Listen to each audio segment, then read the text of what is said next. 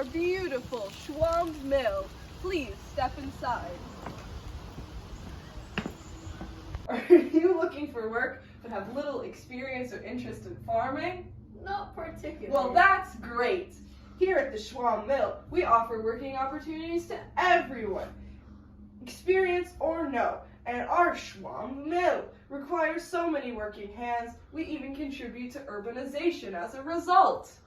What's urbanization, Mr. Gentleman? It's when people move from small farming villages to bigger cities while looking for work, expanding those cities as they go. Huge cities like London used to be tiny.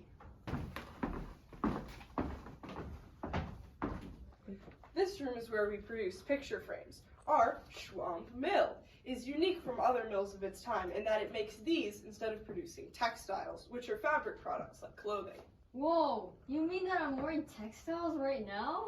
You sure are, young fella. And those textiles were made at a mill not dissimilar to this one, using something called a water frame to help production. What's a water frame? I'm so glad you asked, young chap. A water frame is a frame that uses moving water to power machinery.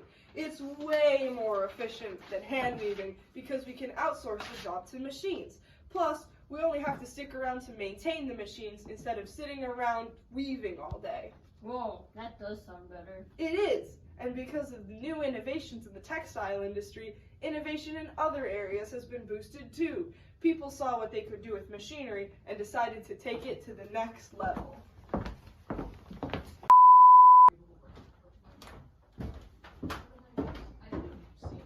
And thanks to our old pals, the locomotive and railroad, we can ship whatever our mills make into commercial centers where they'll be bought, and their economy will thrive.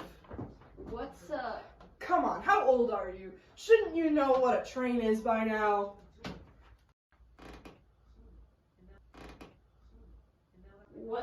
Fine! A train is a coal-powered method of transportation that carries goods from one place to another. It was invented in the 1840s and has boosted economic growth because of its faster transport time than carriages. Happy? Whoa, trains are so cool! Now you're getting it.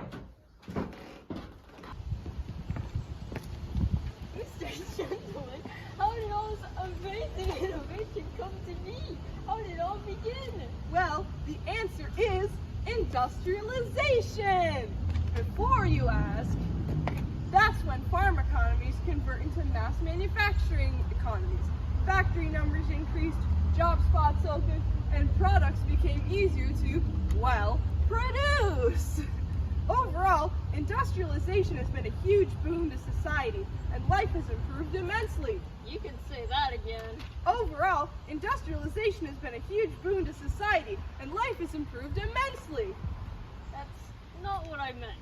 And industrialization has helped in the flourishing of capitalism, which, before you ask, is an economic system that promotes supporting yourself. Everyone has the chance to work as hard as they can to lift themselves up in the world, which is great for business, which is great for capitalism, and the circle goes round. Wow, I never knew a simple mill could be so important. Bye!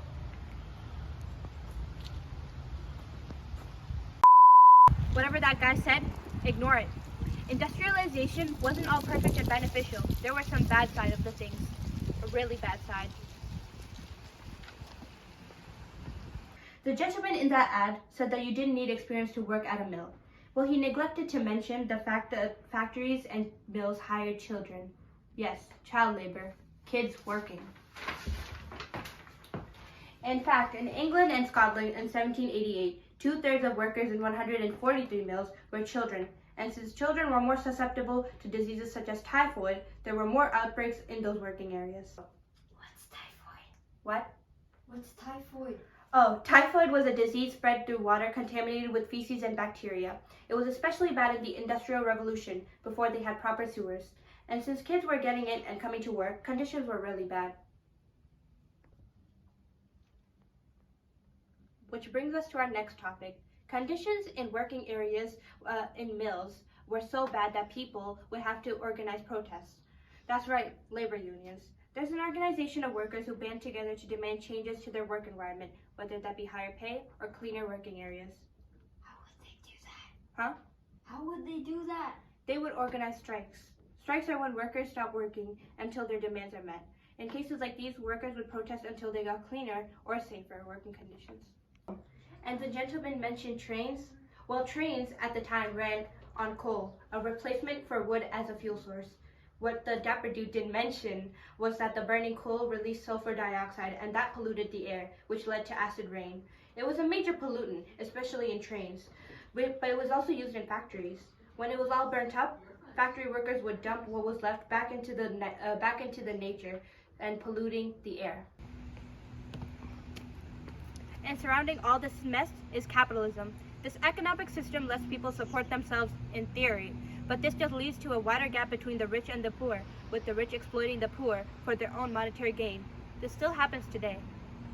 Moving on, now that we have talked about the good parts and bad parts of the mill's history, we have a statement from our volunteer. They work at this mill and will explain some of the reasons why this mill is still kept by the town of Arlington and some more information about this topic. Hello, I'm here to talk about our beloved mill.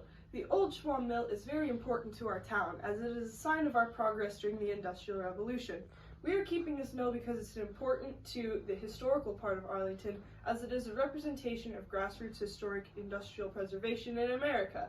We want to be present in our community, so we love advertising for tourists to come visit our mill. We want to preserve the mill and show how useful it was in the industrial age to Arlington. What did the mill do in its heyday? Our Old Schwamb Mill made picture frames, and in fact, we still do. We make the frames using our machine, which used to be powered by water and is now powered by electricity. We really support preserving the mill because we want everyone to see it as it was back then, as it was an important place, as important as a factory that makes picture frames can be.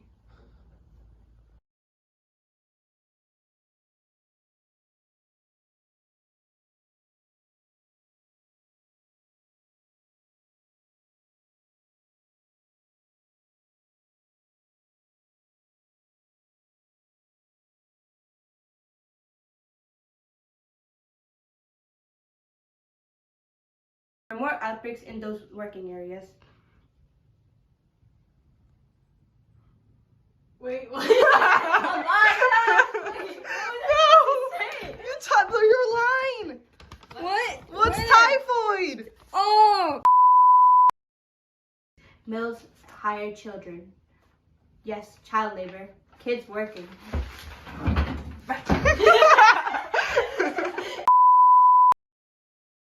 And since children were more susceptible to diseases such as typhoid, there were more outbreaks.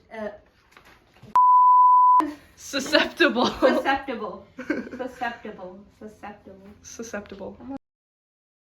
Whatever that guy said to you, ignore it. Industrialization wasn't all perfect and beneficial. There was a bad side to things, and it was pretty bad. The gentleman in that ad said that you didn't need working experience at a mill. Well, he neglected. No! Alana just kicked the desk.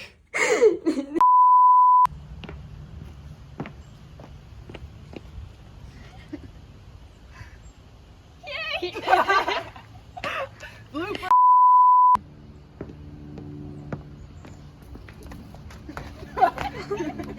Do not jump rope.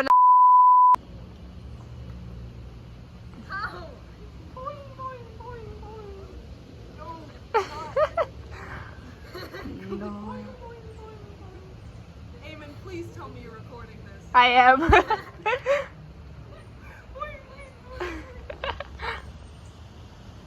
What the? Mr. Gentleman! You hit me in the face! My storage is gonna be gone by the time this ends. Mr. Gentleman, how did all this become to be?